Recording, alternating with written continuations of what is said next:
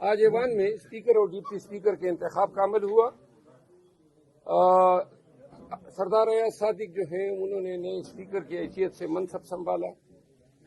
چونکہ پاکستان تحریک انصاف سے وابستہ ممبران قومی اسمبلی کا اول روز سے یہ موقف ہے کہ جو اجنبی لوگ ایوان میں بیٹھے ہیں اور چونکہ ہماری ریزرو سیٹس ہمیں ڈینائی کی جا رہی ہے، جن کے ساتھ ہماری مجموعی تعداد ایوان کے اندر 225 بنتی ہے، اور چونکہ ایوان مکمل نہیں ہے تو لہذا یہ الیکشن نہیں ہونے چاہیے تھے، جس پہ ہم نے اپنا احتجاج ریکارڈ کرایا۔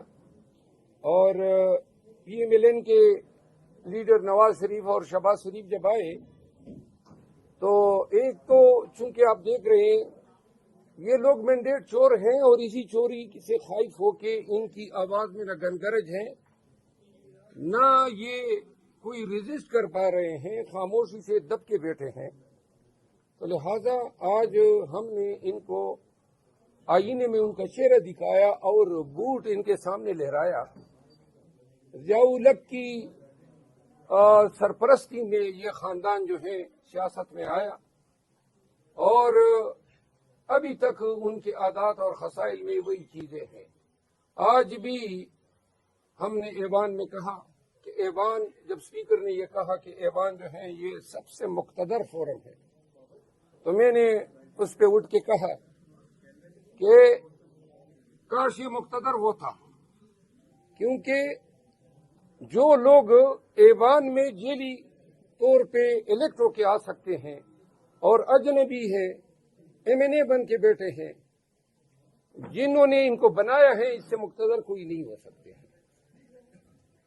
اسپیکر کے الیکشن میں اور ڈپٹی اسپیکر کے الیکشن میں وہ جیلی مینڈیٹ ووٹ ڈال رہا ہے، پاکستان کے لیے المیہ ہے، پاکستان کے مستقبل کے لیے اس سے بڑا خطرہ کوئی نہیں۔ آج محمود خان اچکزئی صاحب نے حق پر مبنی باتیں کی ہیں اور یہ بتائے ہیں کہ ملک کو کس جانب ہم لے جا رہے ہیں۔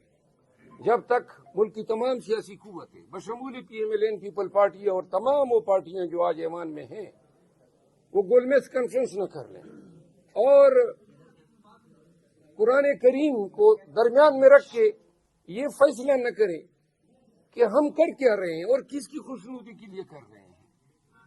ہمارا واحد، تمام پارٹیوں کا واحد ٹارگٹ جو ہے وہ عوام کی فلاح و بہبود ہونی چاہیے۔ آئے دن پیٹرول مہنگا ہو رہا ہے، بجلی مہنگی ہو رہی ہے، گیس مہنگا ہو رہا ہے، مہنگائی کے بم گرائے جا رہے ہیں، عوام کو کوئی ریلیف نہیں ہے، اور زیادہ زور اسی پہ لگا ہوا ہے کہ کون سی پارٹی زیادہ جیلی مینڈیٹ چوری کر لیتی ہے۔ تو لہذا یہ ایک گول میز کانفرنس جس کا خاکہ محمود خان اچکزئی صاحب نے پیش کیا، اس پہ بات ہونی چاہیے۔ تمام سیاسی قوتوں کو سوچنا چاہیے کہ کیا ہم مل کے اس ملک کو صحیح معنوں میں جمہوریت نہیں دے سکتے ہیں؟ کیا ہم مل کے اس ملک کو تمام غیر سیاسی عناصر کی اثر و رسوخ سے پاک نہیں کر سکتے ہیں؟ ہم لوگوں کو، جو سیاستدان ہیں، جو پارلیمنٹیرین ہیں، ان کا کام سیاست کرنا ہے، انہی کو یہ کام کرنا چاہیے۔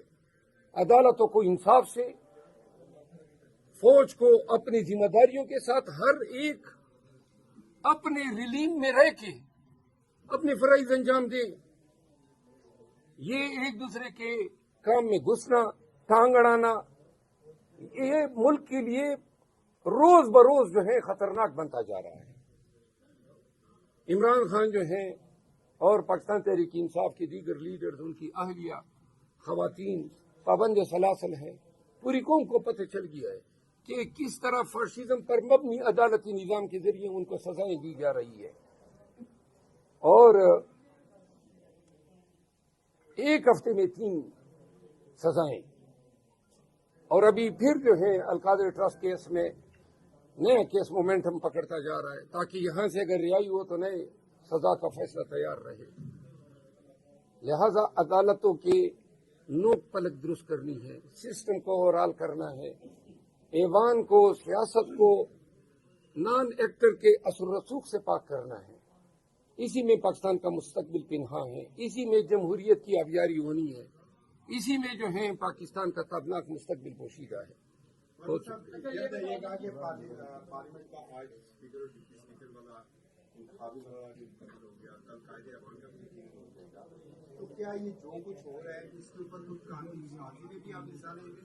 نمبر ایک، کیا قانون سازی میں بھی آپ کو حصہ لیں گے جو الیکشن میں جو کچھ ہوا ہے، الیکشن ایکٹ میں ترمیم کے حوالے سے؟ اور دوسرا ذرا یہ بتا دیجیے گا کہ آج آپ نے جوتا لہرایا ہے، وہ جوتا میسج کیا ہے؟ وہ جوتا جو تھا بیسیکلی ایک شیشہ تھا جو میں میاں صاحبان کو دکھا رہا تھا۔